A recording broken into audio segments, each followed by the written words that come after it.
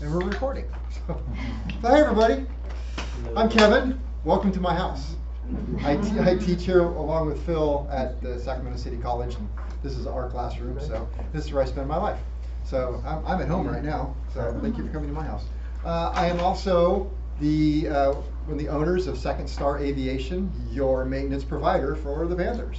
So for the last year and a half, we've been the sole provider of maintenance on all of the planes. So hopefully you're happy with that. But we're here today to talk about a couple of things. One, I should thank you. Due to poor operation of the engine, my kids and I are all going to Europe. So I'm going to call this Engine Operation 101, or Things I Wish I Was Told When I Started Flying. So as A&P, I also a pilot, I can kind of look at this from two different perspectives. And there's a lot of things nobody taught me when I started flying, because I didn't have Phil as an instructor. And so I made a lot of mistakes in the airplane and mismanaged the engine and all kinds of stuff. And then once you start teaching this kind of stuff, you really get into the nuance and you realize, oh wait, this is really interesting. I should, change my habits. So hopefully I don't get too far into the weeds. There's going to be some stuff that's like a little like, oh my gosh. But then I'll make it simplify a little bit. So if my technology works, we'll see what happens here. All right, let's talk about the three aircraft that we have. One, 746. You will be seeing this near the end of the month.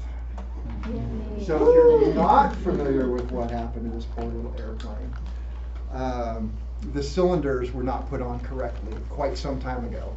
And when cylinders are not bolted correctly to the aircraft, the crankcase, where it meets in the middle, starts to work. And it starts to lose material. And then everything gets really loose. And that's really bad. And then it started leaking really bad.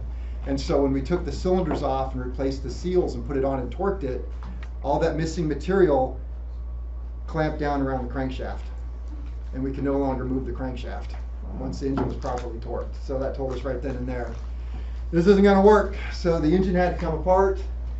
We sent out everything for NDT and inspection. The crankcase was promptly put in the garbage. It was no good.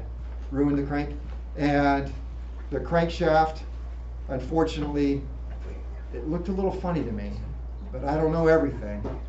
And I used to overhaul engines for a living. I don't now, but I thought, that's a funny looking crankshaft, but I don't know everything. So we sent it to the crankshaft specialist, and they called up and said, your crankshaft. I said, yes. He said, so this is an airboat, right? And I said, no, it's a Cessna 150. And he said, not this crankshaft. This is not an airplane crankshaft. So we had to buy a new crankshaft. They are pretty much non-existent, so it's taken us this long to locate and source those two parts. In fact, long story, but one of the crankcases we did find used and sent to get overhauled, it's still in line to get overhauled. So thankfully, Lisa was able to procure one out on the open market that was ready to go. So we're going to see that one back online around the end of this month. This airplane is designed to be used with 8087 octane fuel. That's going to be important later on, well, a little bit. Just need to know it was not designed to use 100 low lead. So back in my day, we had two choices when we pulled up to the gas pump on the airport. You could get 100 low lead, or you could get 8087, which was a lower octane fuel. So we're running 100 octane in this because you don't get 8087 anymore. That'll come into play. We've got 6.2. I don't know who took these pictures. I stole them off the internet. They're gorgeous. So, sorry. All right, so our good old 6.2 Lima, the workhorse of the group. She's running well. Lycoming 0235, designed to be used with 100 low lead fuel. And we got Gulf Lima, which is, I don't know if you know this, it's modified. This airplane never came with the 360 cubic inch engine. It came with the 320, so this has the big horsepower, 180 horsepower engine, also designed to be used on 100 low lead fuel. So no problem, right? You only have one choice of fuel these days. You put 100 low lead in it. We're going to talk about the 100 low lead. All right, first problem we have with our engines, specifically 6.2 Lima, is over tightening of the, we don't call it the dipstick because we're fancy in aviation, we call it an oil level gauge, because we're fancy. Stripped out, right? That's how much it costs to fix. Those parts are stupid expensive. The oil level gauge is $440 and the tube is $265. That tube is made out of plastic. Now for a year and a half since I've been maintaining the airplane, this plastic tube screws into a metal case. And we would change out this gasket, we would torque it, safety wire it, and when I get it back, the safety wire was loose, meaning it had been tightened further than I ever torqued it into the engine. And so we would change it, and eventually I got smart to this. I thought, I'm just going to cut the safety wire every time and re-safety it without, and every time it would come in a little bit looser, a little bit looser. So, not you guys, but the people who didn't show up today, they are so tight that it is sending my kids to college. So, we have a rule. There you go. Never tighten the oil level gauge or dipstick more than you can tighten with your thumb and your pinky finger. It's a little awkward, but it's something I had learned as a kid of scuba diving and didn't want us to over tighten our cylinders. So I said, do that, and you don't have enough torque in there. So do that. It's got a gigantic O-ring up top. It's going to be fine. It won't leak. And it's a long way from the oil gas. Come all the way up. So just enough. Okay? And if we get these costs down, don't have to raise your flying rates. All right, so that was, we're gonna, right, okay. Number 2, burn up starter. Oh, you're gonna love this. I saved it for you. Oh, no. You have to smell this. It is terrible. It is what an electrical fire smells like. So it had a small, I guess, electrical fire, self-contained.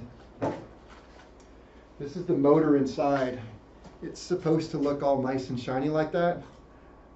Not like it had a lightning strike down the center of it. So we have to, okay, so this starter got burned up in 6.2 Lima. I don't have to tell you what happens when something goes down and you have a, number 1, that's what it costs to replace that starter.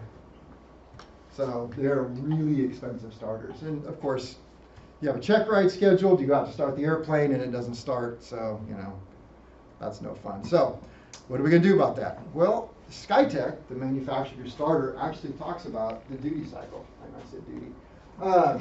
So 10 seconds of engagement followed by 20 seconds of rest for up to 6 times. There's a sticker in the airplane now. Does it say all of that? Yep. Okay. Yes? What if you do not engage for 10 seconds and you only engage it for 5 seconds? Do you still wait 20 seconds? No, if you look at it, it's 2 to 1. Okay. So I guess you could extrapolate. Yeah. I have found that 6.2 Lima can be a little difficult to start. It likes a lot of prime. Okay. It likes a lot of prime. What are we calling a lot of prime? Well, in my head I'm thinking, should I tell them this? So, number 1, you've got the primer. Can I tell them about the other thing? Yeah. Okay. You've got the primer, right? Maybe 2 shots, I think, in that plane, 2 shots. It has an accelerator pump, like an old-timey car. When you push in the throttle, there is a pump that, if the engine's off, everything's fine, and if the fuel's on and you do this, you're gonna push down a pump. A jet of fuel is gonna come out of the carburetor, go straight up about that far, hit the bottom of the oil sump where it normally turns and goes up, and fall back down. If you're cranking the engine and you do this real quick, it sprays fuel up into the engine. If you do that not really quick, it makes a puddle of fuel on the bottom of the airplane and can start a fire. If you have a backfire, you'll burn the plane up. Yeah. So Only while cranking. no, if you're hitting the throttle like this and there's a backfire at all, you hit the throttle. I'd say only hit the throttle. Only do it while you're cranking and make sure that lock isn't on so you can pull it back really quick. But I do that with 6.2 Lima. I'll give it 2 shots of prime, hit the starter, and if it doesn't start right away, I'll give it one of those, another one of those. But you gotta be careful not to flood. So be careful with that, maybe. Yeah, the problem is if you get out of a brand new Lexus, when you start your car, you're not actually starting your car. You're sending a message to a computer, and the computer says, go ahead and start the car. And that's kind of what people are looking for. Now, when you get into an airplane, even newer airplanes, think of an old Ford tractor. And it's that kind of technology.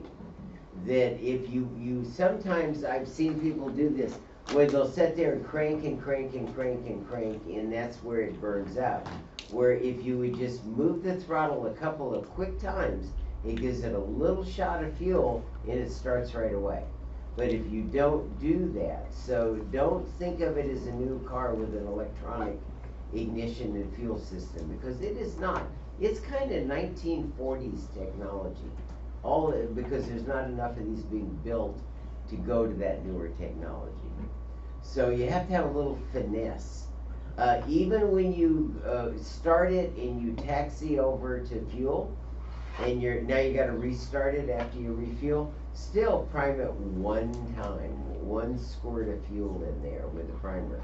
If you don't, even it just ran, but you'll sit there and crank and crank and crank, and that's what's burning up our starters.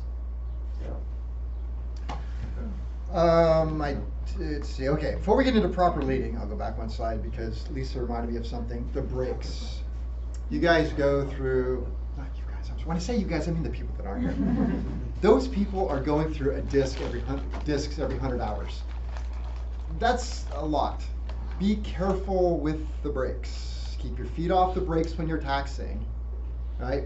Because I can almost always guarantee when it comes in for 100 hour, we're putting brakes on. And brake discs and pads are pretty expensive. Yeah. Before you move that with the brakes, when you said when talking about the priming, Yes. If the plane has been flown before, you used to prime 2 times as the checklist says prime 3 times. Oh, does the checklist say prime 3 times? I think that's what it says for 737 Gulf Lima. Yeah, even though it's just been flown, you can't start it without the prime. You Yeah. gotta do it. Okay, so you Okay. still do 2 pumps instead of the 3. Yeah. We'll look at Phil. Phil starts it way more than I do. It depends on, think of it as you've got to get to know that airplane. And if it's really cold in the morning, you absolutely have to prime it 3 times. If you're the first flight of the day and it's wet and it's cold, 3 primes. Okay, now you can over prime it, you don't want to do that either, but you do need that. Okay, Yeah. thank you. There's one chair over here. I don't know if we can steal some out of the other classroom. There's 2 more here on the left. Oh. Oh, and a couple of. There's a bar stool right here.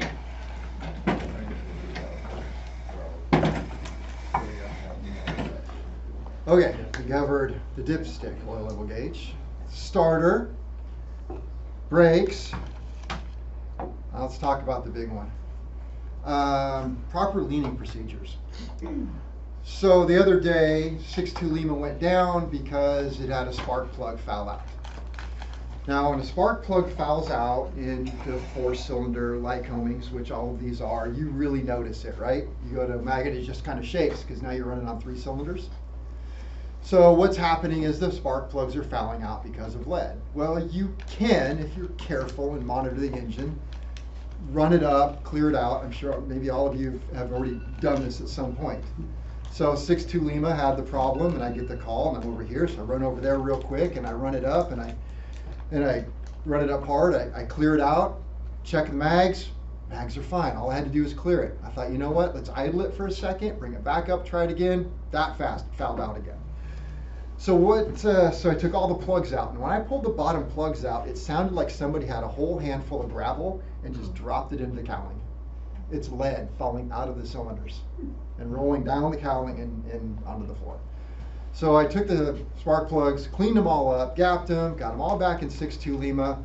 It put 2 hours on it. Phil was bringing it down for its oil change, and on the way down, it fouled out again because there's so much lead packed into the cylinders that it's actually, as it heats up, it's kind of rolling down into the lower spark plugs.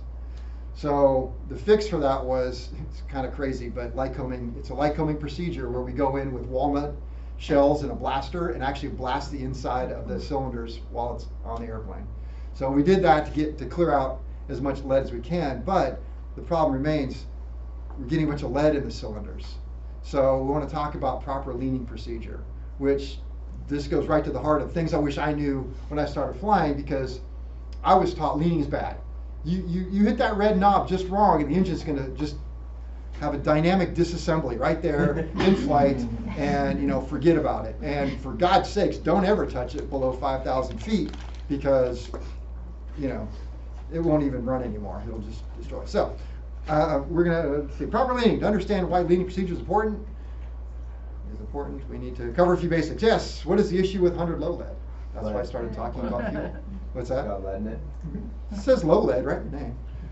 What is EGT and how do we use it? Because all the airplanes have EGT gauges, right? Gulf Lima has one. You fly at Gulf Lima all the time. 62 Lima has one, I know. 62 Lima has a single probe EGT. 746 has a 4-probe CHT and EGT, so you can monitor all CHTs, EGTs. So they are there, and when you should lean. All right, oh, and can you damage the engine by leaning? That's the most important thing. Can we do that? All right, so what's the issue with 100 low lead? LL means low lead, so it doesn't have much lead, right? I'll admit, when I've got into aviation, I'm like, low lead, how bad could it be? I'll wash my hands in it, use it as a solvent, doesn't matter. It's a relative term. So back in the old days, before 100 low lead, there was 100 130 octane is what they called it. It was colored green, and it had about 4 grams of lead per gallon or more. That's a lot of lead. Doesn't sound like it, it's a lot. Leaded car gas, the stuff that's completely illegal, had 2.2 grams. So this had, what, twice the amount of lead as leaded car gas ever had. So they got rid of this and they said, we're gonna come out with low lead, which has basically it's like leaded car gas. So even though it has half the lead that it used to have, it still has a lot of lead, and this causes a problem. Now, without science class, it's okay if you don't remember this part, it won't be on the test. But tetraethyl lead acts as an octane boost. That's why we have to have it, right? So I don't know if you're aware that they now have the GU1? It's a gammy stuff. It's the 100 unleaded that is slowly coming out. So we're going to see that eventually, and then we won't have these problems. We'll have a new set we don't know about yet. Is that going to work in the flight coming in? Oh yeah. Cool. Yeah. In theory, there's controversies about that, but all right. TL, when it burns, it forms lead oxide. Lead oxide remains solid to 900 degrees. That's important that it stays, that we know that, because when this stuff stays cold, then it doesn't get burned off, well, so to speak. Okay, this fouls the spark plugs, leads to corrosion. Okay, those are bad things for an engine. So to remove the lead oxide, ethylene dibromide is added. This changes lead oxide to lead bromide, that's the gray stuff you see coming out the airplane, which is not conductive, so no spark plug fouling. But for this to work, the spark plug temps have to be high. All right, so there's this cycle, got it? So you've got the lead, but they put an additive in to get rid of the lead so it doesn't foul out the plugs, but it only works when the plugs are hot. How hot? Above idle hot. All right, so we have to remember that. Whenever you're running these engines at a low idle, the spark plugs instantly cool off, the ethylene dibromide no longer works, and we go into this. And so we start fouling out the spark plugs, get this corrosive stuff. So lead is bad. That's the takeaway from this. The less lead you have in the engine, the longer it's going to last. So interesting to me that that's true, but it's true. We don't want the lead in the airplane. So why is this bad? Okay, so one, spark plug fouling. I believe this is an actual picture of the 62 Lima, and it's relatively not too bad state, because I knew I was going to do this and I had to get a picture of it, so it wasn't so bad. But if you look down in here, you can see all the lead balls and clinkers. 62 Lima uses a different style of spark plug than all the other aircraft out in the fleet. The 152 does. It's not just 62 Lima. It's the 152 with the Lycoming 0235. They're just so prone to a lead problem that they came out with a different kind of plug to get it out away from the lead and give you a better chance. But this is after only 2 hours. 2 hours? Yeah, Wow. and it's already starting to pack up in here. Wow. And the cylinders, walls are just packed full of it too and stuff like that. All right, so it's going to do 2 things. One, foul plugs, cancel flight, possible AOG expense. If you're not familiar with AOG, that's aircraft on ground. That means that you pay a lot more money. Well, Panthers do. All right, or stuck valve. That's the worst case scenario. I mean, this is okay. This is fixable. You're going to make it home. This leads to that. So I actually Googled, show me what happens when I want a picture of something that actually had a stuck valve. It stops the engine from running, right? Depending on exactly where the valve sticks. So there's this thing called morning sickness that really affects Lycomings. And we call it that because you get in your Lycoming, they're just more prone to it, just by their nature, and you start it up and it just runs really rough. And you're like, it's okay, it'll smooth out in just a minute. Trust me on this. Gets up to temperature, I'm like, see? It's smooth. Well, the engine's whispering. It's talking to you right now. It's saying, I'm sick. I've got a problem. And what happens is you have a valve. This is the actual valve out of 16 nuts. Well, there's your problem. It shouldn't be there. So you got the valve, and you got a guide, right, in the cylinder, not actual size. And so that valve's got to go up and down in the guide. This is really heavy. In that guide. And with Lycoming, what tends to happen is that lead and actual coke deposits from the oil, just its nature of its beast, gets in there and start to squeeze down on the valve. And so now the valve doesn't want to go in and out anymore. And when it warms up, it opens up a little bit, now it starts to work. Well, at some point it stops working. And the valve will just stick.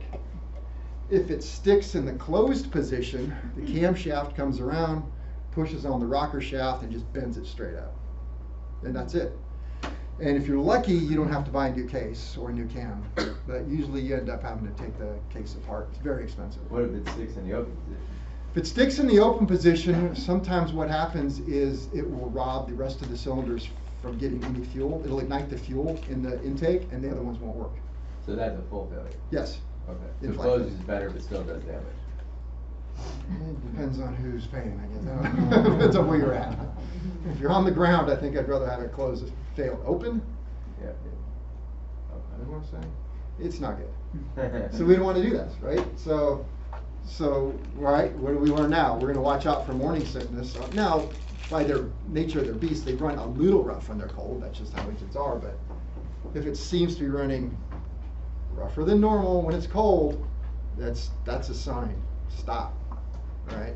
So, if I'm not mistaken, 746 and the old cylinders that were on there had a couple of stuck valves, and that's it. That's the Continental. A couple? Mm-hmm. Wow. Over the long span. They don't have those cylinders on there anymore. Got rid of them. Got new cylinders. Not worried about it. To put you at ease, you guys have not met my son David, who is the partner in the business. He's a Panthers person.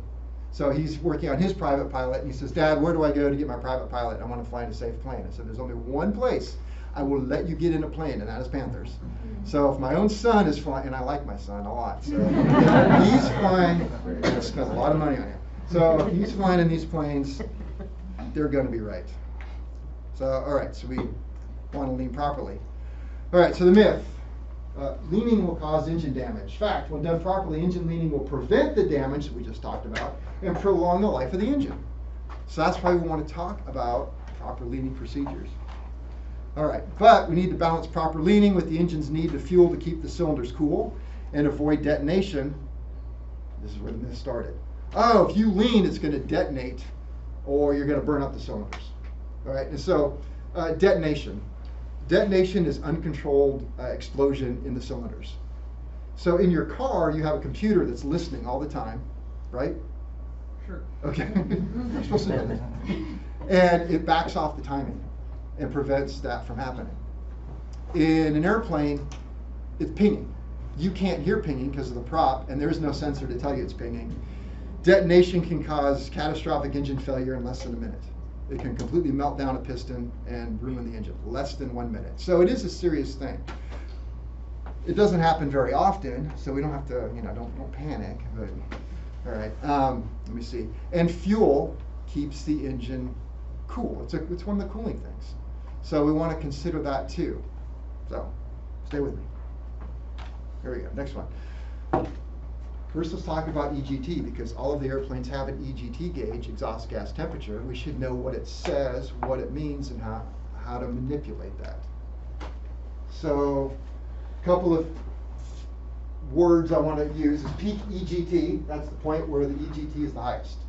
So if we have an EGT gauge, and we're flying along We're at cruise altitude for 150, which is what, 1,500 feet? And we start leaning it, and we watch the EGT goes up, up, up, and it finds a spot, and it starts to go back. No, I want to go back there. That's peak EGT, the hottest it gets. Okay? Then there's ridge of peak, which means we went up to peak and pushed the knob back in, and it cools back down. Follow? Okay? Then there's lean of peak, where we go all the way to peak, and then pull the knob out a little bit more, and the gauge goes back down. So in both cases, the gauge goes back down. It's just one of them you push the red knob in, one of them you pull the knob out. We good? First thing is EGT is a relative term. Unlike cylinder head temps, where I would say never let an engine get over 400 degrees cylinder head temp. That's like my personal thing on my airplanes. 400 is max. Even though Continental will allow a little bit more and Lycoming allows a lot more, it's a bad place to be. So 400 degrees. The original EGT gauges, they didn't even put numbers on them. Why? You don't need to know. It's not important. It's irrelevant. If we take two exact planes, we take two 6.2 Limas, and we compared them side by side, they would have different EGT gauges depending on where those probes were. If one probe was an 1/8 inch down, it would run cooler. So it's always been a relative term. It's just one day they came out with this thing right here and had numbers, and everybody goes, whoa, we want numbers now. So don't worry about the number. It's not relevant. What's relevant is just where it is. You can find the peak and then cool it down by either pushing it the knob in, or go to peak and cool it down by pulling back out a little bit more. Lean of peak. Follow? Questions? You're like, I don't know what this guy's talking about. All right. Before we get into what I do in my airplane and how I recommend flying an airplane, let's look at least what you always want to know. What does the manufacturer say about the aircraft you're flying? So if you're going to deviate from something, at least know what it is and why you're doing it. So what does Cessna say about leaning? This is right out of the 150 LPOH. They want you to lean at 65 to 75% power, right? So you get up to altitude, or we'll talk a little bit about that, but you get below 75% power, you're safe to lean. You get below 65% power, you almost can't do anything wrong with the red knob. You're fine. Do whatever you want. It won't hurt it. All you can do is add too much lead, right? So you can't over lean. You really can't. It'll tell you. But the POH says lean to peak RPM. All right, so how would you do that? You get up to altitude, don't look at the EGT gauge, and you look at the RPM. You have to keep level, right? And you pull the knob out, and you watch the little RPM go up. So why is it going up? Well, we've gone from an overly rich mixture, too much fuel to not enough air, to the right amount of fuel and the right amount of air, and the engine's going, whoo, it wakes up. It's like everything is perfect in the cylinders, and so it has more power. All right? That happens to be about 100 degrees rich of peak. So if I wasn't looking at the RPM and I was looking at the EGT, I would pull it out until it peaked, and then push it back in until it went 100 lower. So let's say it went up to 1200 was peak, push it back in rich until it went to 1100. That would be best power, about 100 degrees rich of peak. Follow? But that's a rich of peak. That's rich of peak. Not Not rich of peak. Okay. So it's rich. Okay? Kev, I had a question. Yeah. Don't you lose horsepower as you climb, something like what, the 20 horsepower every 1,000? Yep. So would So that, let's talk about that. would that subtract from the overall horsepower, for instance, Of course. right? Okay. So to that so can point. right? So when, as you climb, then you can lean when you Mhm. climb. Yes. You're losing power. Yes. Well, let's circle around about that one. The other thing that I wasn't really taught when I started flying is in these fixed pitch aircraft engines, I was thinking, okay, well, if red line is 2,700 RPM and I want to fly at 65% power, wouldn't that just be 65% of red line? Well, that's not true at all. Right? In a fixed pitch aircraft engine, look at that, 7,000 feet full throttle is only 75% RPM. So you, I don't know, you ever been up to 7,000 feet in one of these things? But if you happen to get there, if you're flying around at 5,000 feet, right, you should be at 2,650 for 7,500. So as you climb, you should be looking, there's a different chart, you should be looking at these charts and going, wait, I should be at 65, 75% power. Shoot, I took our Cessna 140 for the company I worked for down to LA one time, and I didn't know this. And so I was like, you know, the owner's like, oh, I'd like you to cruise it at around 2250. I'm up at 10,000 feet at 2250 RPM. I was making like 40 horsepower up there. The controller actually called me up one day and goes, how you doing up there? You've been in the same spot for a long time. I know. I had to stop and get gas. I didn't plan on it. We were going nowhere in the wind. Just to verify, we're not only leaning, but we're also, if we're paying attention to these charts, if we're cruising at a high altitude, we're increasing the throttle setting. Absolutely. To maintain our power. Yeah. Oh, good to know. Yeah. Otherwise, you're just. That'll make cross countries faster. Yeah, that's the whole point here. I guess. I don't know. You're trying to build time. All right. Let's see. The 152. 152 says the EGT is shown on the optional Cessna economy mixture indicator, maybe used as an aid for mixture leaning in cruise flight at 75% power. Okay, we're seeing it twice now, right? 75% power is kind of the number they're looking for. Let's see, 70% power. They want you to lean to peak EGT or 25 degrees rich. So peak EGT, we're going to pull it out till it peaks. Could leave it there, or push it in, richen it till it drops 25 degrees. Got it? Okay, so we've got a couple of things, and it's like, how are we going to keep all this straight? Let's see here. The 172, N. Let's see. Lean at 55 to 75% power. Okay, again, 75% power, magic number. Lean to peak RPM and drop 20 to 50 RPM.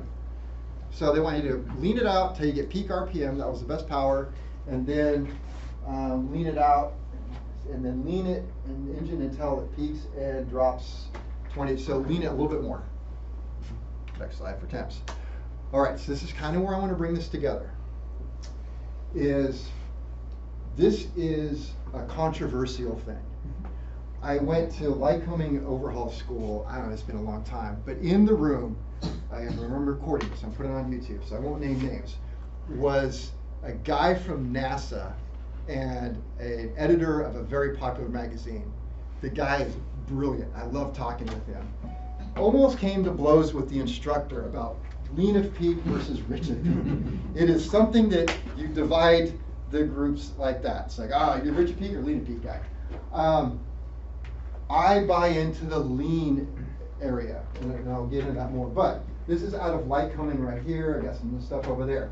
Here's what I want you to know right now. Most mechanics that I've ever worked with, if a customer comes in with an airplane and says it has a burned valve or any sort of cylinder problem, the first thing the mechanic says is, boy, you're flying it. You one of them lean of peakers? You get what you deserve. And the guy, well, where should I fly it? You better be flying at 50 degrees rich of peak. Pull it back until it leans out, richen it right back up. No, I'm here.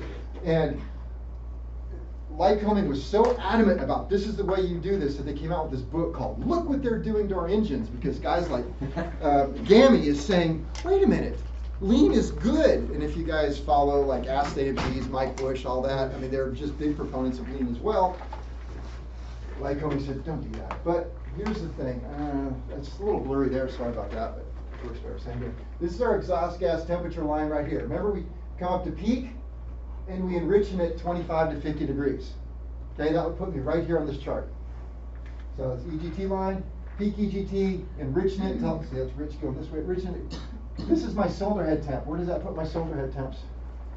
Absolutely in the worst possible spot you could be. The cylinder head is going, it hates you there. Don't do this to me. If you're back at peak, look where the cylinder head temp comes way down here. If you can go lean of peak, you have less lead, better economy, and you come way down here. But you're not going to do a lot of lean of peak operation in a carbureted engine, which is what Panthers has all carbureted. You're lucky for that, because starting with fuel injector is a whole other thing. All right, so peak EGT, percent power, I mean, we're just off a percent power by a little bit. We're 96% power. You know, we lost 4% by going to peak. If you go all the way back here, sure, the cylinder head temps are low because the fuel is cooling it. EGT is cool. Sounds great. You're making a lot of power. Sounds good. but this is your basically miles per gallon chart. So, A lot more fuel. a lot more fuel, and you're dumping the lead into the engine, yeah. So, I run Richard Peak, and they always say, fuel is cheap, engines are expensive. Yep. That'd be cool, right? Yeah, So that's counter to this? yes, that's the old way, that's the guy, fuel is cheap, engines are expensive. But what I'm saying is, engines are expensive, you're putting a bunch of lead into it, you're causing problems with your fuel. So I look at it the opposite way, because I deal with the lead in the fuel, and I see the problems that the lead is causing. I'm the one doing the bore scope, and I'm the one looking in there going, damn, that's a lot of lead building up on these valves. So Yeah. that's the same on a fuel injection? Same, versus- same, like possible- fuel injection's better. You got fuel injection, you run gammies, and you come way over to here. Fuel injection will really take a lean and peak. Cool is cool. Yeah, Do you think that it's the lead buildup is mainly from flying, cruising, Richard Peak, a little bit Richard Peak, or is it the taxiing where you're not leaning enough? oh, we're talking about taxiing too. Okay. Yeah, it's a whole combination of things. Right, so what's my takeaway right here? For those of, when you hear that, oh man, you're not running Richard Peak, you're ruining your engine. No, I don't want my cylinders peaked out. And yeah, the exhaust gas is hotter, okay, but the cylinders are cooler, I'm not losing much power, better fuel economy, less lead, okay? So fly high and keep leading until they. Fly high, keep leading. Confused yet? Yeah. I figured that would happen about this point. All right. Some POH say to lean by RPM, some by EGT. Right? What are you going to pick? All agree to lean at 75% or less. They're saying it's fine. Don't worry about it. Let's simplify the process and just look at when to lean, and then we'll do how to lean. All right. First, we're going to determine the power. So we don't want to lean when we're taking off, right? That climb out. You need the fuel to cool the cylinder. It's a little tricky. You're taking off from a high altitude. That's a whole other conversation that would take another hour. Talk to your CFI about high altitude flying. But in an aircraft with a fixed pitch prop, power is a function of altitude and RPM, right? That's what we just talked about. So if you have your throttle all the way in, and you decide having to take off in one of these planes, I'm just going to throttle everything to the firewall and climb. Well, by the time you get to 10,000 feet, you haven't touched anything. You're not at 100% power. You're at like 60 or 50% power by the time you get up that high. So you manage it based on altitude and RPM. The higher you go, the higher the RPM has to be to match the power output. Hopefully that wasn't confusing. So if we look at this chart here, out of the 150, right, if we are at 2,500, brake horsepower 92 at 2750 RPM. It's going to give you 92 horsepower. If you ever went to 10,000 feet, that wide open throttle, 27 is only 68 horsepower. All right, so I don't know, you guys go long cross country, what altitude do you go to? 35, 45. Okay. 95? We're going to 5,000 then. All right, so 5,000, what do we want to be percent power? 75. 75, okay, so we come over here, 75% power, well there's 71% power, you're going to be at 2,600 RPM. You're probably not doing that now, right? I'm like, oh, it's way down there at 24, so you want to be all the way up to 2,600 RPM. Be burning 5.3 gallons per hour.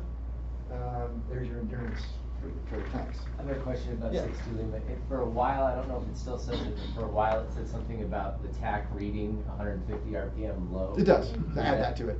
So that what I'm seeing, if I'm seeing 25, it's actually at 2650? Yes. Really? Yeah. Okay. It's a mechanical tack. It's Okay. got its limitations. Whenever we do the annual inspections, we use a handheld digital, Okay. and we match the two, and that's how we know it's down. 6.2 Lima. Going to 4,000 feet. 2,400 is going to give me 76% power. 23 is a 67. So I'd probably cruise at 2350. Split the difference. I don't know. So 2350 on the 6.2 Lima TAC would actually be 2,500. Yeah. Okay. All right.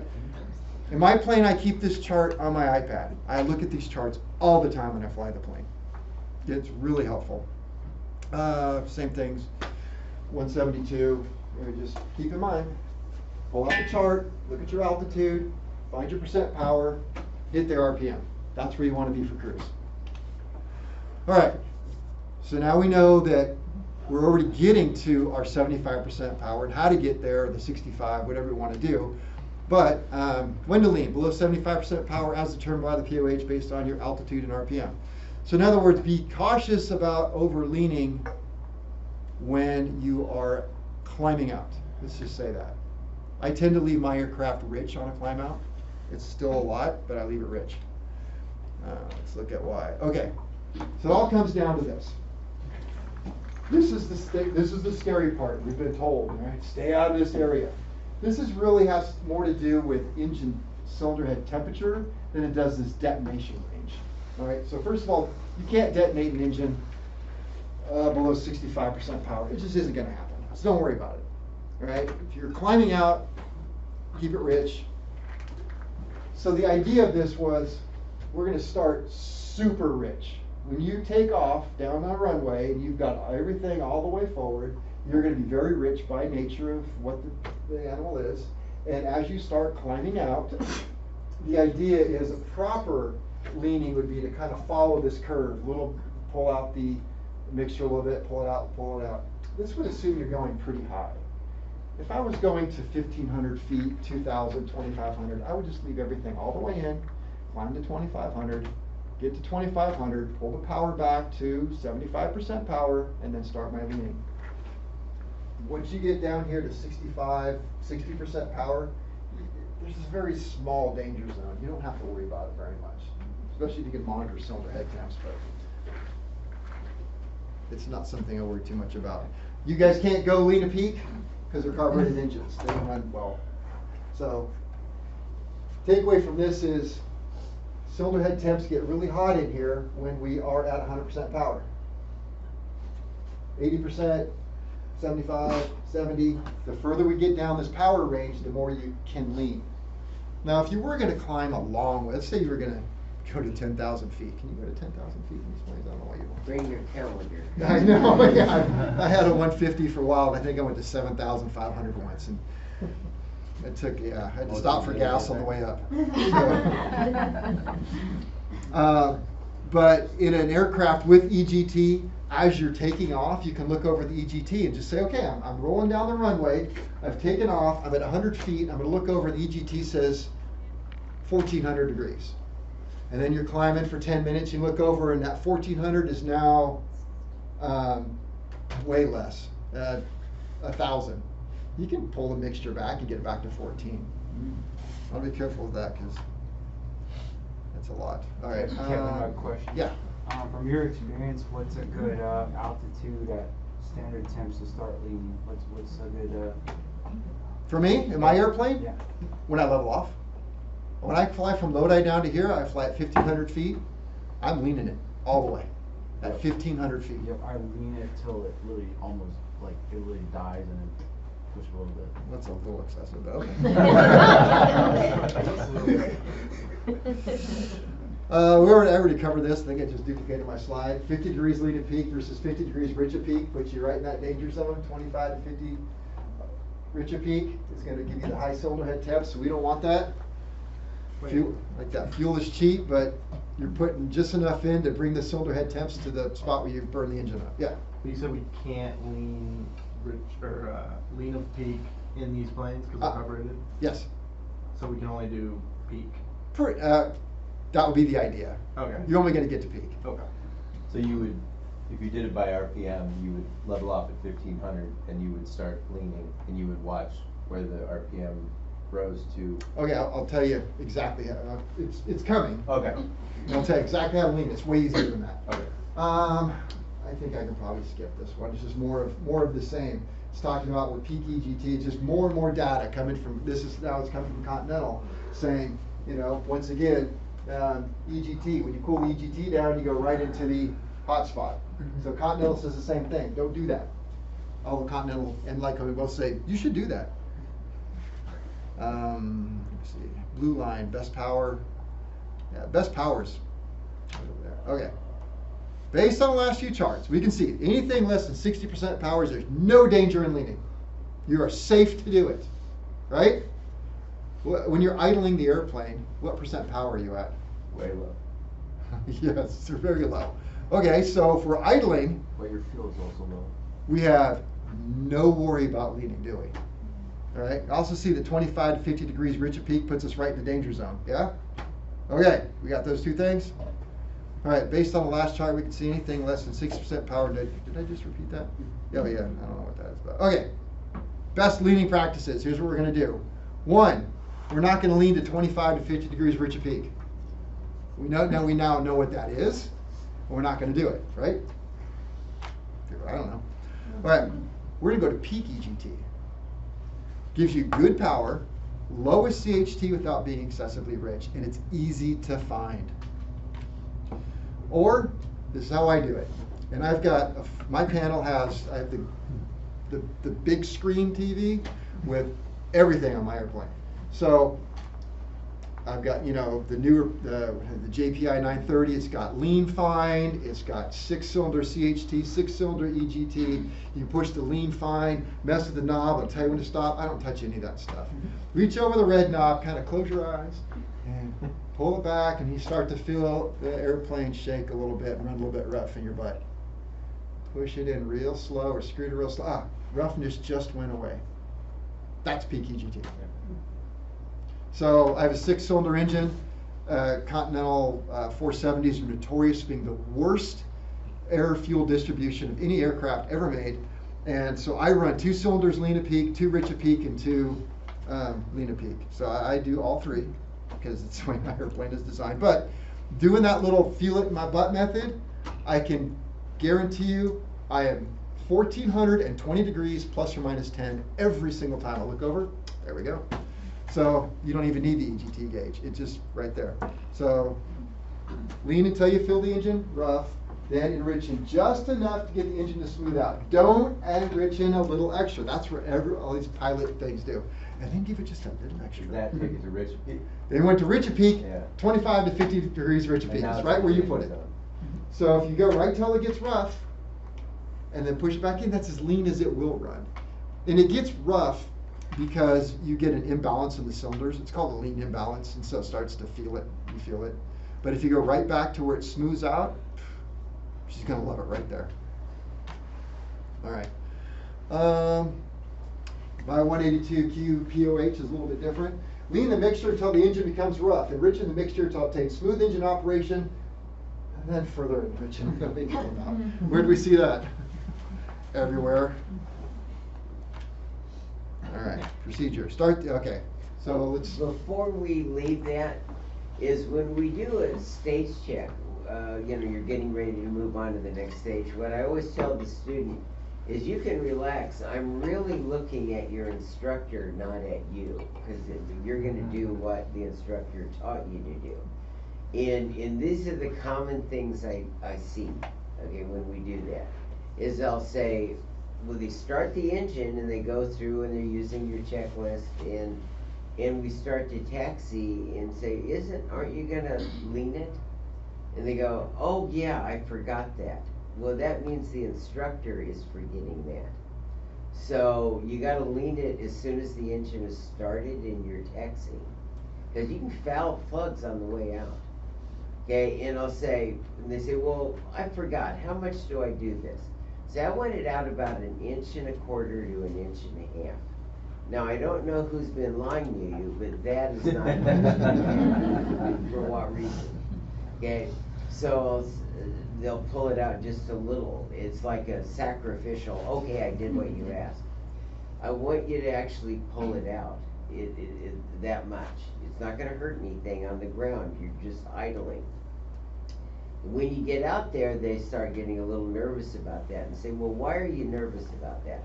Well, if I take off and I forget to enrich in it, which means I'm not using my before takeoff checklist, by the way. If you add full power and it's too lean, What will the engine do? Will the You're engine getting talk ahead to of my you? slides. Yeah. Oh, okay. So, I'll leave it at that, but the point is, even when you, muscle memory, when you start the engine, if you're gonna taxi to fuel, so you're not, I want you to lean the engine on your way to get it fuel. And as soon as you fuel, lean it out. Cause not leaning out on the ground is not helping us at all, and people are doing it. Yeah. But I wanna get ahead. You gotta, okay, what are we gonna do? Okay, let's do a flight. Take off to start, right? We're gonna start right where Phil said. We're gonna start the aircraft and when? Immediately. Once you start it, you should look over, make sure you have oil pressure. Reach over and grab the red knob and pull it out. About a lot, okay? If the engine starts to die, push it in a little bit. Okay? More That's- aggressive on taxi, because I took your advice and I went and did it, and I was playing this game where I would pull it out, and it would start to, and then I would have to pull it way back in to get it to like come back. Yeah. At taxi. Okay, look, you know you lean properly at idle when you go to do a mag check and the engine dies. If you, okay, you're sitting there, you taxied all the way down, you get to the run-up spot, now you're gonna do a run-up, and you reach over, and you grab the throttle, and you push it up to 1700 RPM, and it dies. Okay, you take this hand, and you do this. Pat yourself on the back, because you leaned properly. That's how you should, right? That's, okay, and that's what Phil's gonna say. If you did this right, you'll never take off and lean, because the engine will just die. It won't even go to 1700. That's how much you should lean. Right? That's a lot. So if you do a mag check, and you bring it up to 1700, you look over and the knob, you didn't put it back in and it runs okay at 1700, you didn't do it right. If you were close when you go and do a mag check and you do one mag, you'll see a massive drop. And you go, oh yeah. It was lean, not quite enough to warn me, but now it will. And by the way, when you do a mag check, EGT should go up. It takes longer for that fuel to burn in there. All right, we do a mag check. We got to push it back in to do the mag check. And we're going to take off. We're going to go full rich on the climb, right? That's easy. Full rich on the climb. Level off at our desired altitude. Reduce power by the chart. You now know where the chart is. And what's the very next thing we're going to do? Lean at any altitude. None of this 5,000 and above. Any altitude. Any altitude you're at, you've leveled off. It's time to reach over to the knob. We're going to pull it out until? No, not till You have passengers. See, when I have non-flying passengers in my airplane, I'm like, okay, I'm going to pull this red knob.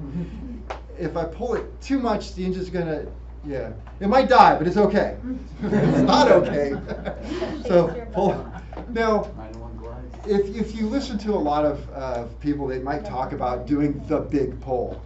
And that is to not do this little thing where you spend the next 5 minutes pulling it out. It's because then you go through the whole range of rich, you're 50 degrees rich of peak, because you have to go up to peak, right? So at 20, 50, 25, you spend all this time climbing up the ladder to peak. So you want to pull kind of fast and get through all that, get to a point, then you can screw it out a little bit until it starts to feel rough. Or if you went too far and it got rough, just screw it back in. Okay? So just as soon as it smooths out, you're good. You're now at cruise, you're ready to go. All right? But now the big question happens. Ooh, what happens if like I'm up high and I leaned it a lot and I forgot to enrichen it as I go down? What's going to happen? Well, the engine's got a little thing that'll tell you. It dies. It just, now as you're coming down, you're getting more air. The fuel stays the same, so it's going to run leaner and leaner and leaner, and eventually the engine just stops running. And so you reach over and you push the red knob in. And look at, I meant to do that. So that's what I do. It's no big deal. It's absolutely no big deal. So you're saying if it dies and you push the knob in, Just push it back. Reaching it back up. Okay. Now it's really hard without full instrumentation to lean properly in a climb and lean properly as you're descending. It's just kind of figure it out, add a little bit. But I don't think you're taking these aircraft up that high anyway. So do a rapid pull of the mixture about 1 to 2 inches, depends on the aircraft. Then rotate the mixture out until you feel the engine get rough. That's how I do it in my plane. Turn the mixture in slowly until the engine smooth out, and then stop. not a little extra. It's a little extra that gets into trouble. Or lean with EGT. Where are we going with EGT? Is it peak? Peak. Rapid pull the mixture 1 to 2 inches, depends on the aircraft, then rotate the mixture out while watching the EGT. EGT will climb, get to its highest number, then start to drop. When it starts to drop, go back in until you get to the highest number and stop. And you are at peak EGT. Good place to be. I think you guys are all aware of this one already for shutting down, especially 6-2 Lima. This is right out of service instruction or service letter 185 Bravo. Engine should reoperate engine speeds between 1,000 and 1,200 after starting and during the initial warm-up period. It's a lot. That's what Lycoming wants. And why are we doing that? To get the lead scavenger to work. It's got to be hot enough, otherwise it's going to foul out. Avoid prolonged closed idle. At engine speed between that. Spark plug core temperature is not hot enough to activate. Oh, I said that. Scavenging agent. Prior to shutdown. Okay. One thing. This is fantastic. I know you guys do it because you pull right up to the front of my shop and you do this. Do you not do that? You can do this away from the shop and I'll gladly pull the airplane. Prior to shutdown, the engine speed should be maintained between 1,000 and 1,200 RPM until the operating temps have stabilized. Engine speed should be increased to approximately 1,800 for 15 to 20 seconds, then reduced to 1,000 RPM and shut down immediately using the mixture control. I think you put that out to everybody, right? I thought it was 15, but 18 good enough. Question though, what are we calling the initial warm-up period? How long is that? Is that like? Till you see the oil temp have an indication. Okay. That's when I run these airplanes, I watch the oil temp. Yeah. And when the oil temp finally starts to rise, I'm like, okay, we're good to go. I don't fly my airplane until I get 100 degrees oil temp. Okay.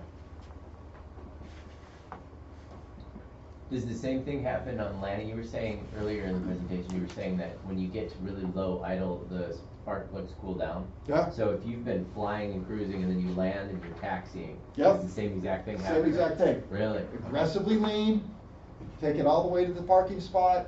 Right before you shut it down, we're to take it up to this, then 1,800 for 15 to 20 seconds.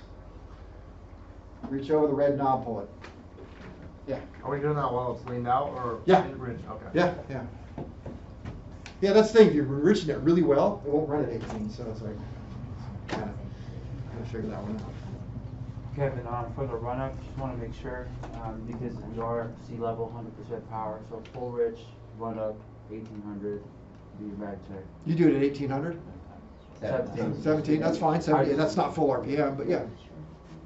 You're right, yeah, it's not. Yeah, correct. long way from So full. you can't lean it out, while do the run-up. You can't lean it aggressively. Not aggressive, just a little bit. You have to be careful with leaning it on your run-up at sea level, because if you lean it too much, it won't take the throttle. If you lean it a little bit less than that, as soon as you do a mag check, you're going to get a horrible mag check. Because when it's really running lean like that, and you go to one spark plug, it doesn't like it so much, and the engine may die. What about hot temps, like summertime? Well, it still applies. The ambient temperature isn't enough to get the spark plugs hot enough to burn off that lead. So the point of that 1,800 is to burn any residual lead off? Yep, to before get you the shut it spark down? plug temps up enough for the chemical, the diethylene bromide, was it? Yeah. To burn off the lead, scavenge the lead, and get rid of the lead. We good? Let me see. There's my data sources. Let me see. FAQs. What happens if I forget to enrich them before takeoff? Might die. If you link correctly, engine will tell you. That's all right. Let's push that in. What happens if I forget to enrich it during descent? Engine will tell you. So it gets leaner, it'll eventually run rough or die. As long as you're not adding power, it's completely fine. Don't even worry about it. POH says not to lean below 5,000. You sure it's safe? Yes. It's the way I fly my aircraft. Yes, I'm sure. I can't afford a new one. So, just a fun fact here. Every 100 hour, your engines for Panthers goes out for oil analysis. So this one was the last one for 6-2 Lima. We have a problem with water. I want you guys to note the oil temp. I don't think the oil temp's getting high enough. You're watching that. Let's go down to the lead. Parts per million, 6,316 parts per million. Universal averages is only 3,000. do twice the national average there. Let's compare it to somebody who flies an aircraft who is an aggressive leaner. This is my personal airplane. I aggressively lean. I burn twice as much fuel, and I'm at less than half. 6% less, and that's what we want to see. So it can work, and it does work. You just got to remember to do it. There. Can you Yes. explain the water thing and what that was about? What do you mean? We've been chasing this problem right here. So I love this company. They always give little things. Water's back and has been pretty consistent finance like that. Where's the water? It's in the oil. Okay. So one of the things that a misnomer people would do with their aircraft in the winter when it's really foggy, like, well, I can't fly, so I'm going to go down the airport and I'm going to start my airplane, at least run it for a little while. It's the worst thing you can do to an airplane engine. You have to get the oil temperature up to at least 180 degrees indicated, because it gets hotter when it goes through the engine. They don't want you to know how hot it gets. Say, we tell pilots, and I can say some pilots, they don't want us pilots to know how hot it really gets. They tell us how hot it is before it gets in the engine. So if it gets to 180, it's going to get to 212 when it gets in the engine, and when it gets 212, it's going to boil off the water in the oil. It's going to go out the breather.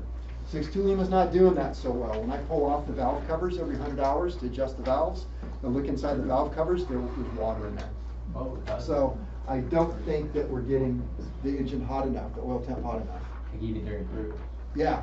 So it's got an oil cooler and it's called a thermotherm, and so we're going to be looking for thermotherm this 100 hour and see if we can do that well. But otherwise, that's the thing we gotta watch. But that's on you. This is the stuff that we watch every time to see the health of the engine, to make sure that it's healthy enough to continue on for another 100 hours. So we monitor that. We look at all the screens, suction screens, pressure screens. We are very careful with these engines. Yeah? Yes? Luke, is there any chance that we can get a copy of this presentation? This is awesome. It is being recorded right now. It will be put on YouTube. I'll give Lisa the link to this. I'll be sending it out after the 12th, because the next group of people are gonna be, I just wanna make sure that people come to the meeting. And so with Kevin's presentation, this has been like really good. This is why our planes have been down. I mean, other than the 50 and the 100 hour, I know it's frustrating. It's like, oh man.